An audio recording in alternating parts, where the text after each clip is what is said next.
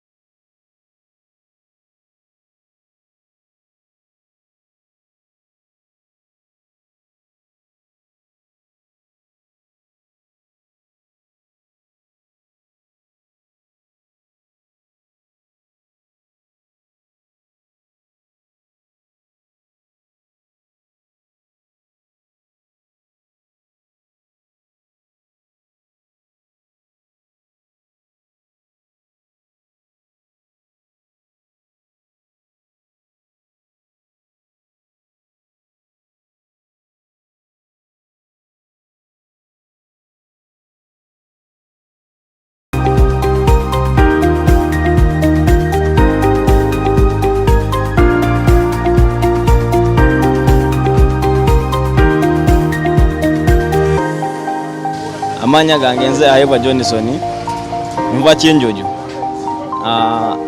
nsika chapati simaze mu banga dene ekiri yawo myaka nge 2 yoka nguzemu ibintu bingi ninawe enkoko zange nine embuzi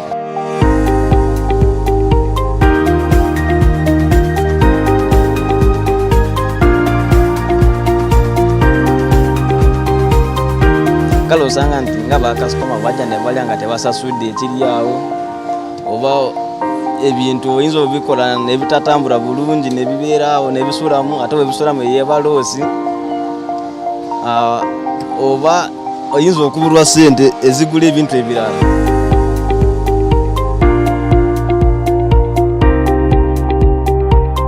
Ebintu bya buseere kuduuka naddala engano eyo gavumenti yandutuyambye nekendeezaamu kaawo ku sente ne butto ebintu biri nnyo ate kitala saawa zino bakasitoma si bangi n'ekiri awo.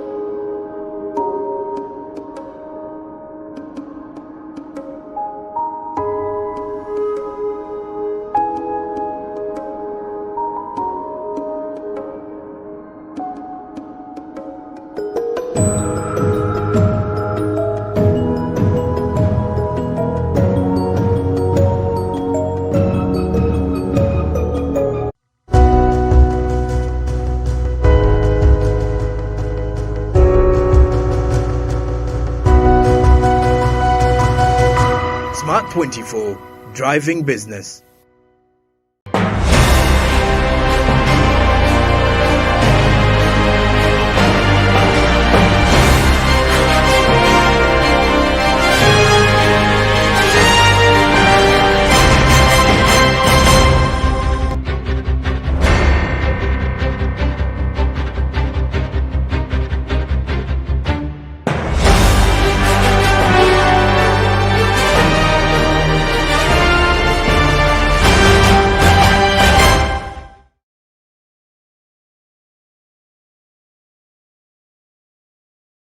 well. 16 minutes past 9 in the morning. How are you doing? Where are you watching us from? And now, just go to our YouTube channel. Make sure you share with a friend, because you surely do not want to be left out on this particular discussion, where we'll be looking at living positively during the pandemic, or how can you thrive even within this lockdown. And joining me this morning is a communication science specialist who is also an educator. She is a graduate from the University of South Africa, who has over 15 years of working in the communications industry, but an author as well of the book right here that we're going to also dive into shortly. And please help me welcome Frida Nakazi. Thank you so much for joining us right here on Smart 24 TV this morning. You're very welcome, Rita.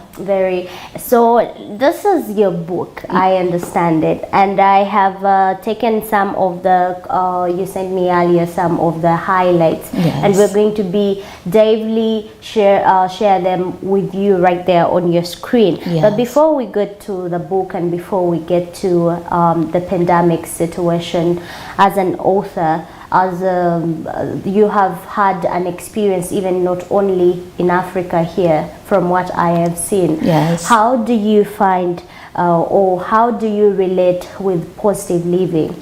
Well, it's absolutely necessary to live positively during the pandemic, regardless of the challenges that we may have. So personally, I wouldn't say I relate with it ordinarily, but I believe regardless of the circumstances that we're encountering at the moment, there is always a way to live positively no matter what is happening. Okay, no Yes. matter what the challenges, there's always a way to There is live always positively. a way to live positively. Positivity starts with the mindset. Okay. So if we can tame the mind, anything is possible. Okay. Yes. Let's talk about this book right here, Winning in the COVID Pandemic. Yes. When did you even start to dream about writing? All right, writing generally or about the work?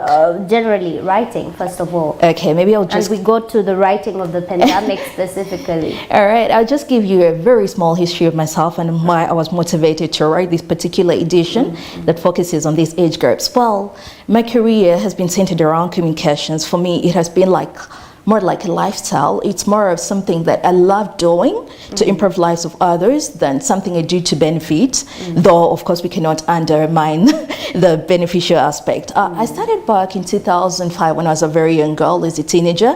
I was presenting on a television station. There was a program called Teens Clubs. I used to feature in it. And shortly after that, still as a teenager, I moved into radio, where I was hosting a youth talk show. So you can see I've been very, very involved with young people, and I also got into some bit of writing for the newspapers. But now at the time I was still doing it as, I would say, an amateur. I was still a teenager, but then I progressed and I had to travel to study, to pursue my communication study. When I was away, at that time I was living in South Africa, I had the good chance of lecturing communication modules. And you know, when you're a lecturer, or when you're a teacher, you teach, but while you're learning, and in the process you get to engage with young people. So I developed a very intense passion for young adults and youth.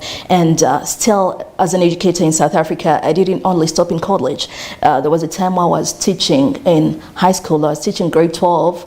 Grade 12 is an equivalent of Form 6. It's called the matric class. And grade 11 and grade 10, I was teaching English home language. In South Africa? Yes, okay. in South Africa, and English, first additional language. So in the process, I got to mingle with young people, and I learned that at these stages, I wouldn't want to call it a vulnerable stage, but at that stage, when someone is between childhood and adulthood, they're transitioning. Which age is that? Let's say the teenage bracket. Say 15 to 24? Okay, let's say about 15 to 24, of course, but this book focuses at those 10 to 19, but I would say even those youth and young adults, even the 24, 25-year-olds, you know, you just realize these are people sometimes who have a lot of emotional challenges, but because they don't know how society is going to judge them, they keep it to themselves, and in the process, they do things that they should never have done. Now, come to think of it, we have a lockdown. Most of them are not in school. Those ones who are supposed to be in high school, schools are locked, not only here, but even out there. And others who are supposed to be at varsity, apparently they're not attending school as they would attend it normally. So they're going through a lot of psychological upheavals. So it's like, all my life, I've been using communication to empower young people, to use it to influence positive behavioral change. So I was like, okay, how do I use my skill to help people? Because you see, currently, yes, the book is for young people, but even adults, you hear them saying, we stress, there is no money, how am I going to go about the next day? So when you think about all this, in your mind, you're like, if the adult who's in position to probably tame their emotions is going through this, how much more a young person?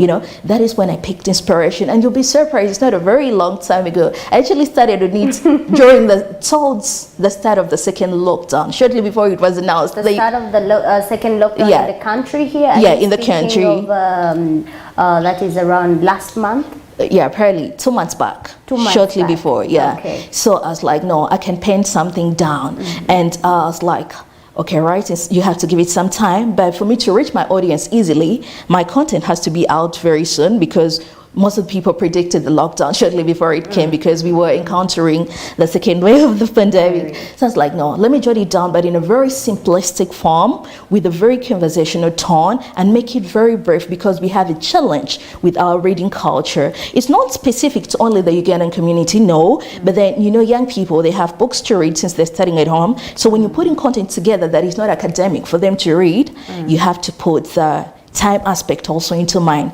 So I made it as brief as possible. This is series 1. The book is in 5 series under the same title. So this whole book is series 1? Yes. Of the content you've got? That Yes. you're soon unveiling for us? Absolutely. Okay, I got you right. I got you right. Now, let's, if you could share with us, in the book, is there any experience that you encountered during COVID-19 that could have inspired you to come up with some of the concepts of stress, fear, anxiety, like I see here, physical traumas? Have you encountered any COVID-19 experiences? Absolutely, Rita. Absolutely. Please share with us. Things are happening right there, but you know, it's very unfortunate that we will not get all these stories covered in the media. Recently, I was speaking to a friend of mine that was about a month ago, and she was telling me the time that she discovered that she was COVID positive, she had to go into isolation. She was not ill, but she was positive. Remember, there's being ill and feeling the symptoms, and you know, letting yourself know that I'm positive, or it could be positive. No, she had tested positive, but she never had any symptom. But you know, the SOPs require that if you discover that you're positive, you go into isolation. Now, this is a person who has a child 10 years at home and has toddlers. Now, she's going into isolation, and she's doing it from home. She's probably taking off a room at home where she can be individually without the interference of others, in the process of trying to, you know, protect them from contracting the disease. And they're like, her and her husband, they're thinking, how do we maintain communication between us and the kids so that they don't feel the isolation trauma on them? So they get a phone and they give it to the child, and they tell him this room, the 10-year-olds, and tell this child that this room is out of bounds, but you can talk to mommy via the phone. You cannot be very close to mommy because mommy is sick. Did they tell the kid mommy is having COVID-19? Absolutely, which is okay. It's very good to open up about it. Yeah, we cannot live in to denial. reach about that, opening up when you're sick to your children, especially this time. Exactly. Please continue. So mama opens up to this girl, and the girl at first she's fine with it. Day one, it was very okay. Now think about the toddlers who really need their parents' time, and they're also away from mama, but they know mama is tied up somewhere in the room. So now the second day became tense. I think she got a little bit of trauma, or she was psychologically, you know, I wouldn't call it a challenge, but disturbed. So she called mama in the morning. 30 minutes later, she calls. 30 minutes later, she calls. She keeps on doing that all an interval of 30 minutes. Yes, all day long. Now the mom gets into a worrying mode. She's like, what's going on in my child's mind? Why is she calling very regularly? It means apparently she's stressed about the incident, which was very true. So now the mom wants to calm the fears of the girl, but she's afraid of infecting the girl. And she's also afraid of infecting the toddlers. They agree with the father that no matter what, let's just engage, which was very risky. But what's bringing about that? The stress that the little girl is going through. How can this girl be helped to cope with the stress without necessarily engaging or being in direct contact with mama with a threat to her own health? Okay. You know? So that means the book is going actually to help parents as well, Exactly. engaging their toddlers or engaging their children onto living, living very, I can say, without fear Absolutely. or stress or trauma. Absolutely. That's why every time we're talking about the book, I stress the fact that it's a must read for parents and for also children. And also, not only that incident, I'll mention something that just happened recently. About 2 days ago, I was reading the Daily Monitor and I learned that a young girl of 15 years by the name of Daphne Chimoli in some school, which is it Muslim primary school in Western Uganda, she committed suicide. But why was she committing suicide? She failed her primary leaving exams and she could not cope with the stress. Her peers were mocking her, laughing at her. And in her own statement, she says, I am leaving room for my enemies to enjoy their lives. I cannot stand being laughed at. But if this young girl is helped, if she had a chance of having this book peradventure before the whole scenario, she'd probably understand how to cope with stressful moments like that. So this book basically helps young people overcome psychological upheavals that are likely to come with the COVID pandemic. This girl died because she failed her PLE, but we may never know the circumstances under which she failed. Remember, school has been on very regular. It's on and off amidst lockdowns, Probably she declined academically. Probably it was deeper than that. So this is where winning in the COVID pandemic comes in to address such challenges. Okay, and I really get to know that, and I hope it will serve a very great entity when you get this book. But also, we will get to know whether it's online and its accessibility. But for now, take a listen onto this particular conversation and get to know on how you can really do even businesses, even stick onto your business idea, even reap or success during this pandemic. Absolutely. Let's go to people who are already traumatized. Leave alone the teenagers or leave alone the children.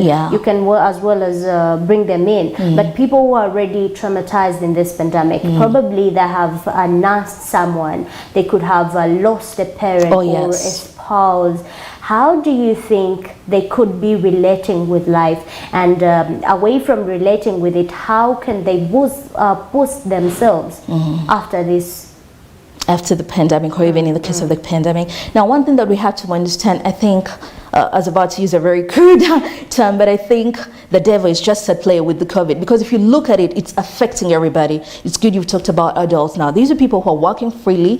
Think about people in the informal sector whose businesses are, not operating smoothly because the transport, is not readily accessible. Some of them don't even have private cars, Yes, they can also live positively. The good thing about business is it requires a lot of creativity.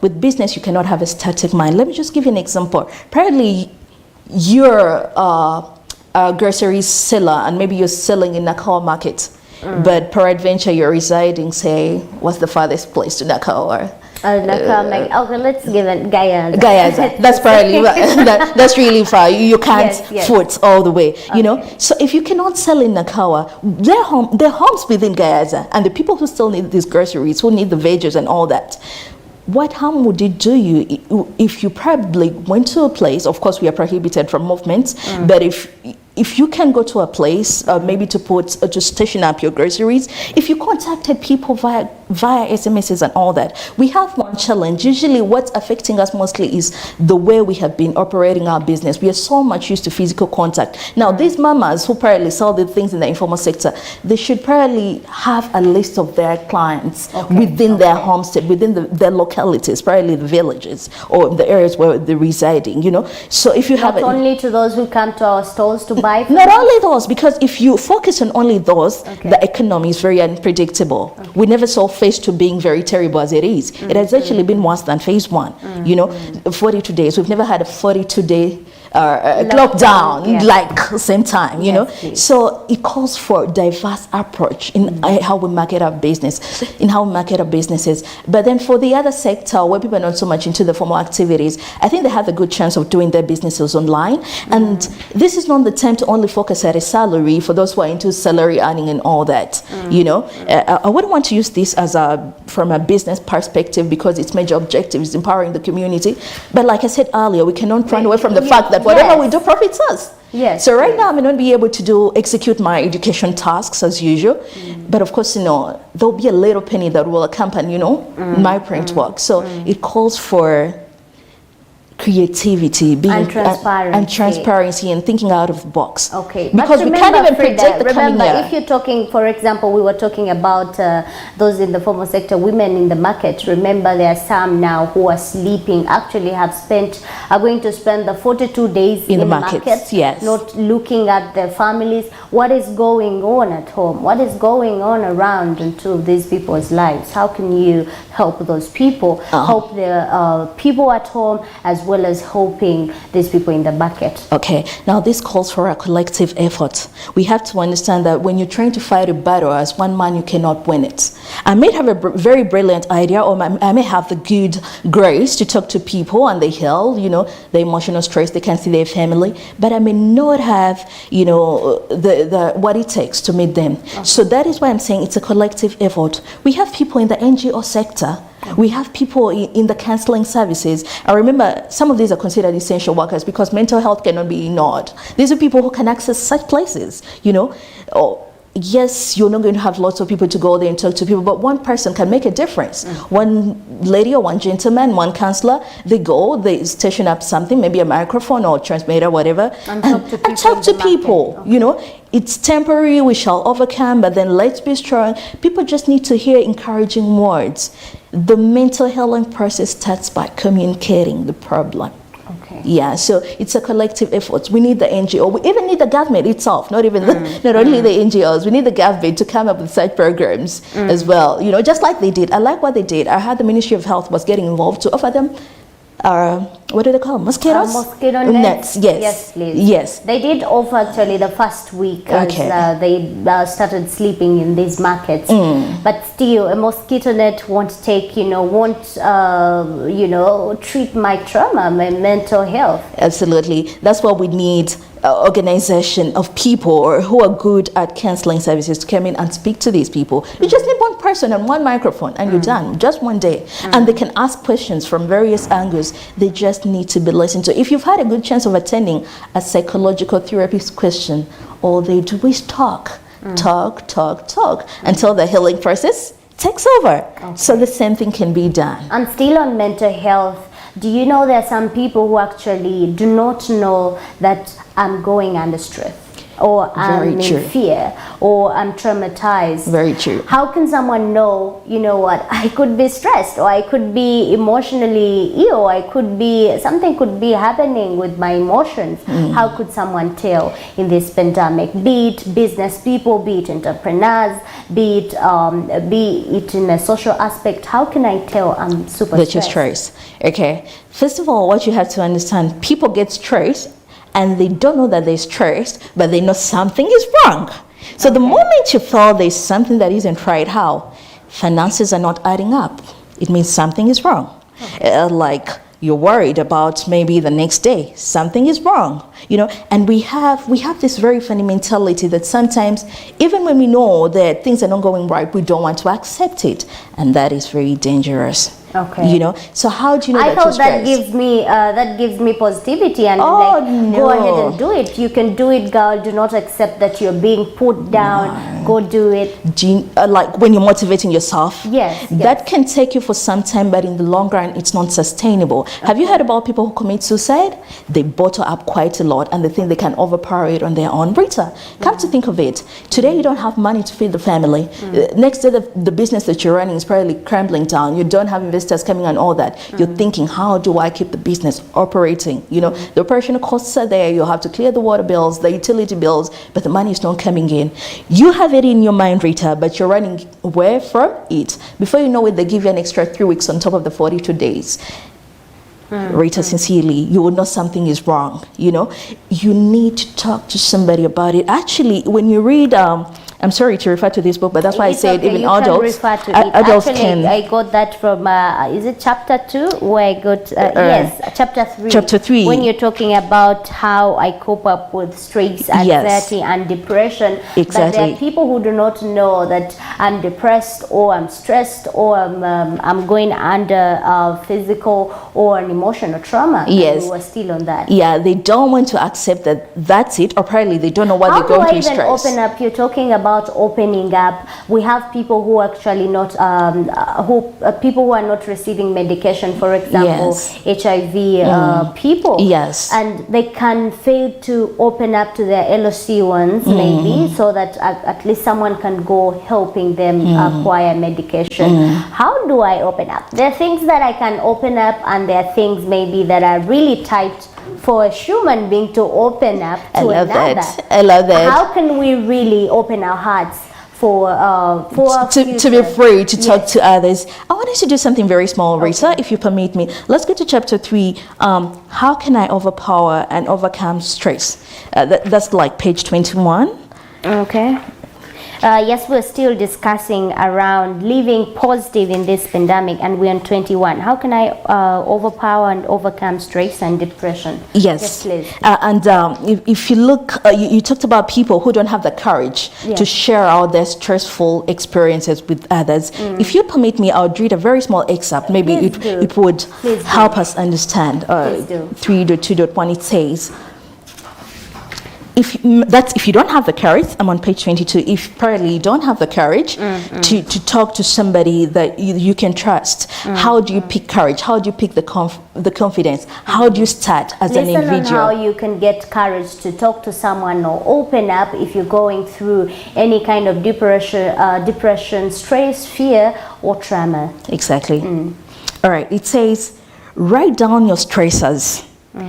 As you write them down, you are clearing your mind of the tension of concealing or bottling your troubles within you. Now here, it's simply telling us there is no other person, but now the paper is becoming your audience. You're writing down, you're letting out something. Okay. You're letting out something. Okay. Then it goes on to further say, writing is a form of communication, and as you're writing, you are silently communicating out your stressors. The paper is now being your first audience, and this way you are also building courage to be able to open up about your stressor at a later point, but also defining your stressor with clarity on your paper. In communication, we say you are engaging in extra personal communication, which is communicating with non-living things or objects. You are saying it out to the paper in dumbness or quietness, but with wide audibility, because the words and responses you're writing are visible and legible. When you're done doing this, read out aloud all that you have put on paper. What if I don't know to read What or if write? talk?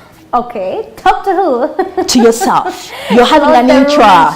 Exactly. By the way, intrapersonal communication is a very big therapy. That is why people encourage people to meditate. You know, usually when you're meditating, you're not seeing somebody, but you're acting as if there is someone. Okay. You know, there's nobody physically, but you've taken your mind in, should I call it, imaginary worlds, and you're there. And you're relating to yourself. Exactly. So now here you are. You can't write, but you can speak. You're speaking. You're saying, okay, this is it. How do I go about it? If I had a chance to talk to someone who is that confident, who wouldn't mock me for this, you know, it's all outlined here. So there is a way. There's always a way. It's just that we don't know how to go about it. Okay. We lack information. Society perishes when it doesn't have sufficient information. So there's always a way. Okay. Yes. Now, Frida, let's go back to your piece of work right here. Yes. And I appreciate it's addressing very critical issues in our communities, in our society. Thanks, Rita. Let's get into maybe a business part of it, where you reap out of it. How do you intend actually to reap out of it? Personally? What is the future of all these ratings and authoring? All right. Now, I'll be very frank here and very open, and I hope people like it when they hear me say it plainly. You know what happens?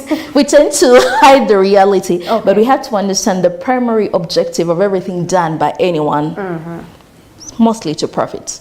It is. Yeah, it may not be financial, it may be financial, but I even tell people that the people that you see in I wouldn't call them businesses, but in sectors that you consider non-profit, they're profiting how? The moment you attain your objective, you've profited. So yes, now this book, like I said, is in 5 series, and of course, much as I have that good intention of healing people through the book, but I also have the good intention of empowering myself and also let's not run away from the reality. Of course. Speak reality about that, because some people actually do not want or do not like opening up to their businesses. We'll get to that and you share with us whether it actually hinders them. But let's continue to your profitable journey. Yes. I don't really get a very big profit out of it, but of course there is that, I wouldn't call it a cent, there's that small amount, you know, that adds up. When I deduct the cost price, the price that I put into printing and maybe having it couriered to wherever it has to go, there is that small percentage that I get as an individual. Of course, it's a very minimal percentage, but if I give out 1,000 books and you top up those small percentages, roughly, if you don't mind, how much have you so far encountered or put into the publishment of this book, and how many copies probably are out there?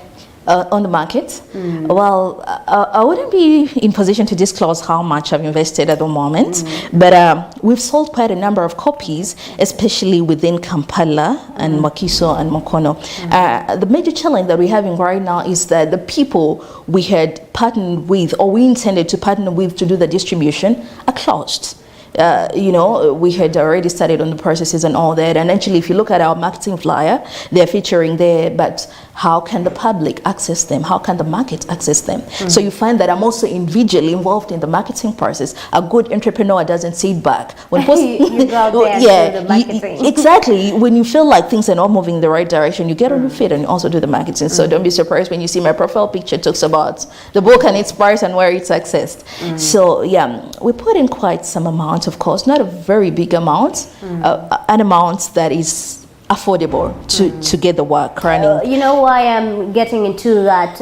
We want to inspire someone who is into writing. You know, you're inspiring someone right now watching you. Like, I want to be like Frida. I want to write. She writes. You know, she turned out to be an inventor from whatever she went through. Like, how can that person come to this? How can they come to this? Are there any tips you can give them? Are there any tips of authoring you can give them? Rita, you want to give me the impression that you've already read the book. Let's refer to the book, and this time you're doing the reading. That's a very good question. It actually features somewhere. Let's see, chapter 4. 4? Okay. Yeah. Okay.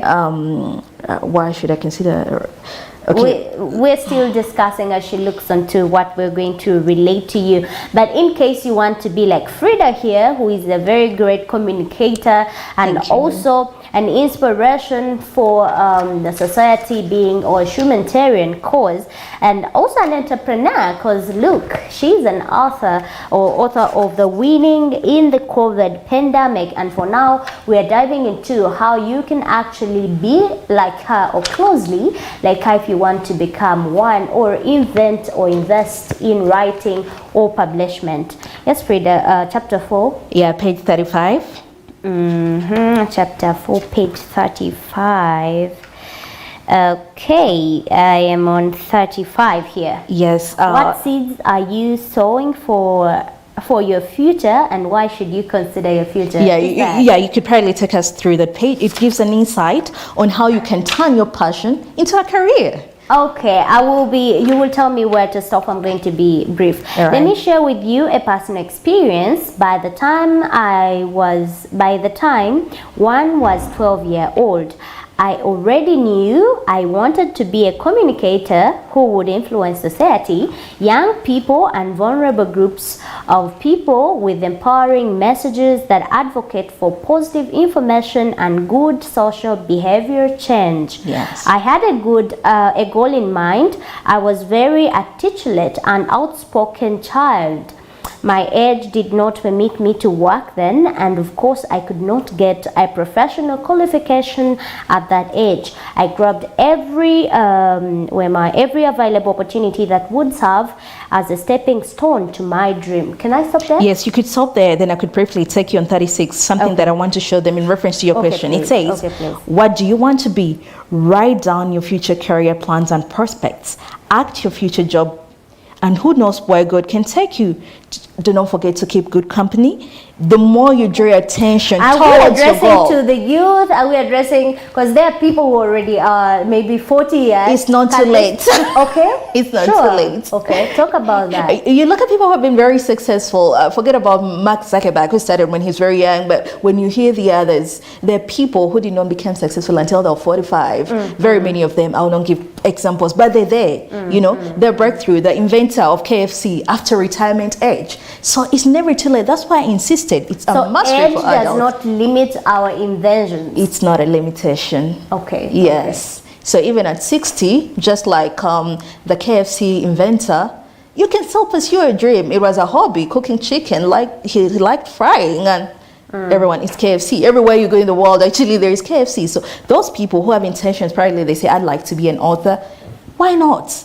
Get started. Do something about it. It's very dangerous to say, I want to be this, and not take a step about it.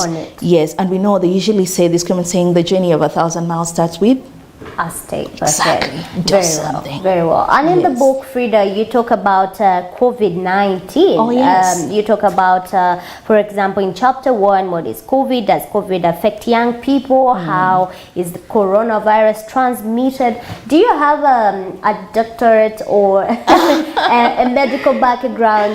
Okay. Or medical expertise around here? Okay. What derived you to, talk about COVID? Exactly. here? You see, the title of the book says winning in the COVID pandemic.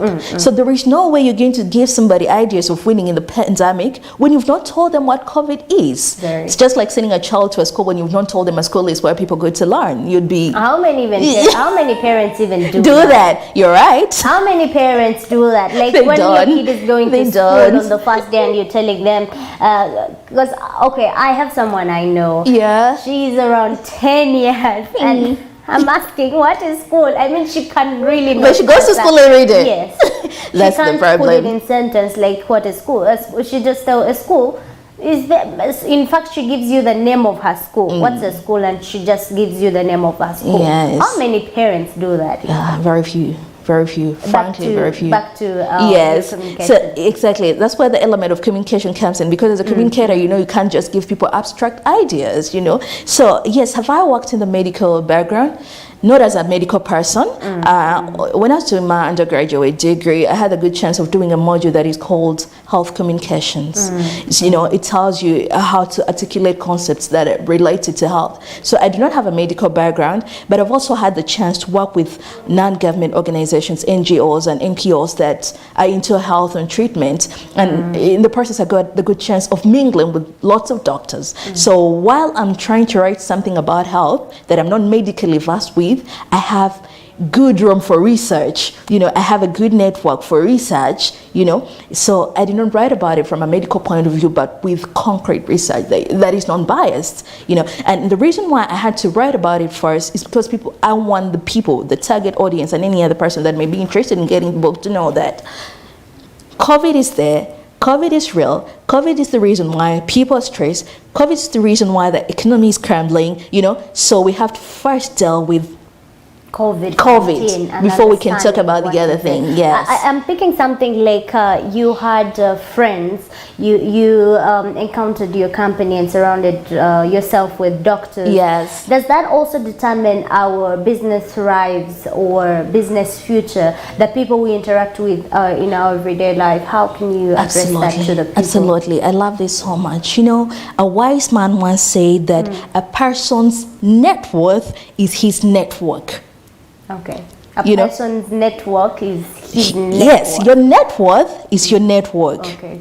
The people you surround yourself with, determine your income when you go to the market to sell a product. Because usually these are your first clients. Most of the people that purchase this book, even before we said, okay, let's let it go public. I mean, when in the process of just sharing the idea that I'm about to publish, family, friends, colleagues, and I don't know how many sales I made. I remember at some point I had to post on one group that the book is out. And within one day, I had like 30 orders. Where'd you get that from if you don't have a network in this pandemic? So yes. So the people you surround. Yes. I mean, how do I get out of such kind of people who I want to be off from, but then you're limited. I mean, as we conclude, like we have got people, we have got our company, our circles, and probably someone has listened to you and is learning, maybe I have to change my circle. But they are attached to them so much. How can they pull out now and start a new way and start a new relationship with other people? How can they? Okay, pulling out would depend on the current career prospect. If they're not a feasible market for your current project or whatever you're offering to the market, you can limit interaction, but then don't totally let them go. Because as a business-minded person, economies change. Today, a product is selling. Next time, it's not very, good on the market. You have to have flexibility. Maybe sometime you're going to engage into farming, and probably you're going to sell produce to them. So I tell people in your phone, look at your phone. Who are those people that you talk to regularly and you think are potential customers, investors, and so forth? Keep contact. They're those that you may not need at the moment, but who knows what the future holds. We've seen people rising from scratch to somewhere. Maybe that person right now who is not profiting you mentally with maybe good motivation and doesn't have the financial capacity to probably invest in what you're selling, at a later point is going to be raised by God. Miracles happen. So keep them somewhere. Don't totally let go. There are those moments. Recently, they took my phone, a very beautiful phone, and I was so hurt. But for me, to get back my contacts, I had to remember a very tiny phone that I had kept for 5 years. So I'm just giving that as an example. So just like that phone, I had to go back. The help had to come from there. So keep that help. You'll never know when you'll need it. Keep them somewhere. When they say hello, say hello. Know what the future holds around here. And we're concluding, where can I get the book if I want it? Some people want to know, where can I get the book, at what cost? And probably what are some of the highlights that would not be missed out, probably, if I walk away without the book. So that you tell someone out there to get your hustle done. All right. I'll start with where you get the book from. Somebody told me, Frida, stop using aggressive marketing. And I told them I'm not an aggressive marketer because somewhere in my status I wrote 25,000 UG shillings. Cannot 25,000. Yes, cannot buy 2 kilograms of meat, but it can buy a book of knowledge that can last your child a lifetime. So they're like, oh, she's involving the, marketing is one sphere of communication. Like she's bringing her marketing gimmicks. So I was like, no, this is reality. You consume 2 kgs of meat in less than a week, but this is a book you're going to will last for generations. Exactly. In the family. Whenever you're stressed, you can always refer. When you feel things are not going right, you can say, oh, I read about this. And that's what everybody does. We also read. You cannot be a good writer if you're not a reader. You have to appreciate other people's work in order for your work to be appreciated. So, yes, the price of the book is 25,000 Ugandan shilling. 25? Yes, and right now orders are coming in through a number. Apparently, I won't share it on the screen except if I'm permitted. The numbers? Yes. Probably you will leave it behind. Yes. If you're a potential, if you're a potential client around here, why not? We can take it on, but after we see. You could share it, please. Let me give you a chance. Share it. Blessed me. Okay. If you want it, because right now the partners that we would consider our major distributors are locked because of the lockdown. You can call 0772281880. Now that number is strictly for orders if you need a book. Repeat it for the last time, chance. All right, it's 0772281880. Okay. Yes. Now we understand that this book is not only limited to the Ugandan community, and for anybody out there who just may need it, you can get it on Amazon Kindle, and copy goes for only $6, a very pocket-friendly price. So it's on Amazon as Kindle, well. on Kindle, yes. We have a Kindle edition there for our friends who cannot access hard copies. And those who might be afraid of the hard copies, people are very cautious. Yes, reading soft copies. Yes.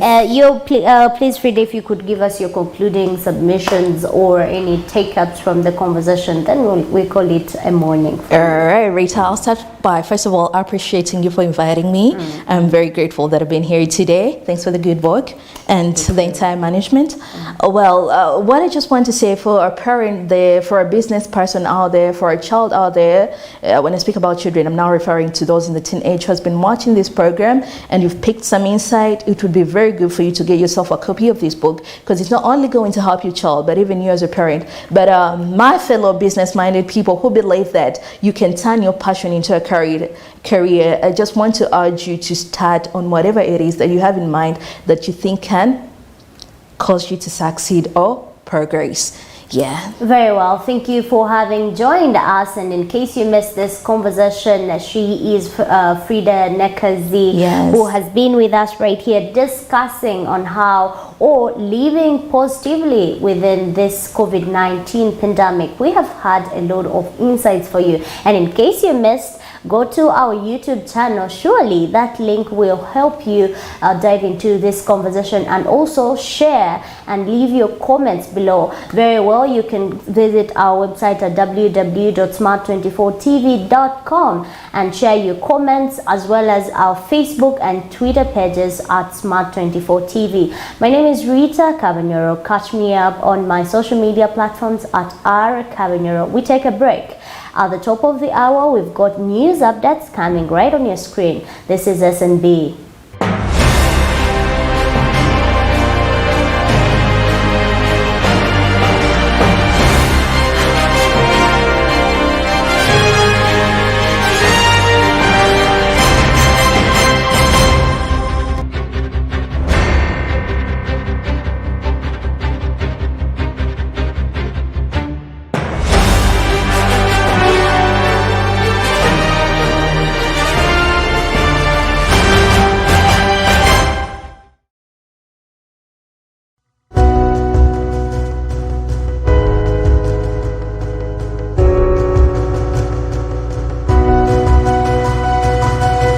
Smart 24, driving business.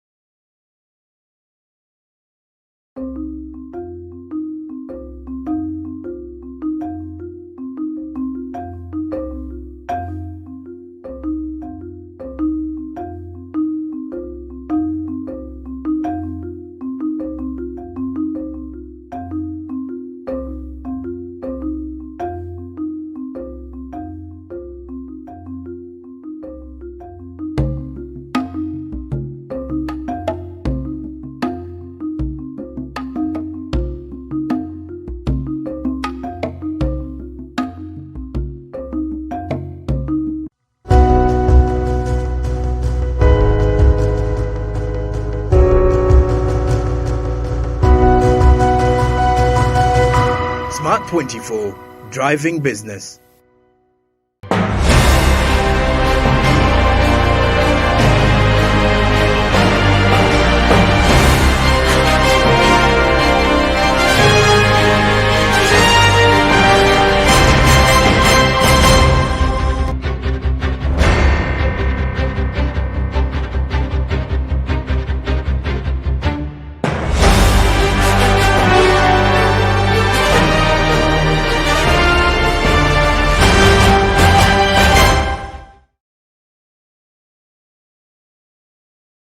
Three minutes past 10 in the morning. How are you doing? Now let's look at what's happening locally in the country in our local updates this particular hour.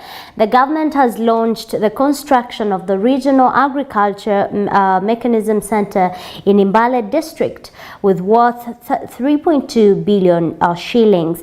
Now the mechanization center will also host excavators, self-loading trucks, heavy earth-moving equipment, bulldozers and mobile mechanization workshop for the use by farmers in the region. Now trained operators and senior agriculture engineers have also a role to provide advisory and also maintenance services, as well as coordination with farmer groups, which will be posted into the center. Moving on, the former presidential candidate has lashed out at the so-called expert listing for the extension of the lockdown at the expense of vulnerable Ugandans. In one social media post, Joseph Kabuleta accuses experts advocating for the lockdown extensions as enemies of the nation. Smart 24 TV quoted, and this is what in Kabuleta's post invaded. Now, with few days left to the end of the lockdown, it is evident that some profiteers are spending part of their loot onto sponsoring campaign in New Vision publishing for the extension of the 20 millions of Ugandans who are starving, some to death, but they do not give up or give a hoot. That is what Joseph Kabuleta was saying, and Smart 24 was quoting around there. Moving on, the Uganda National Roads Authority, UNRA, has kicked off construction along the Kampala-Jinja Road on Wednesday. Now, according to UNRA spokesperson Alan Sempebwa, the road's maintenance project stretches from the junction at Katalima Road at Spear and continues eastwards through the Bweyogerere, Seta, Mukono, Lugazi, and also ends in Jinja. Sempebwa said that it have started from the Namamve as a critical area, adding that the road's body is working on with traffic police to manage the traffic flow in the country, especially around Kampala routes. Now that brings us to the end of our local updates this morning. Let's dive into our foreign news, and we kick-start it with the Olympics. Now, the show director of the Olympics opening ceremony has been dismissed one day before the day event is actually due.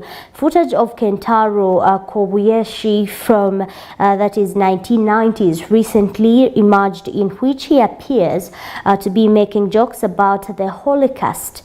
Now, Japanese Olympics chief Shiiko Hashimoto said that the video rescheduled pain facts of history. The dismissal is the latest in the string of scandals to hit the games. Now, the Tokyo 2020 was postponed last year because of the COVID-19 pandemic that has constantly threatened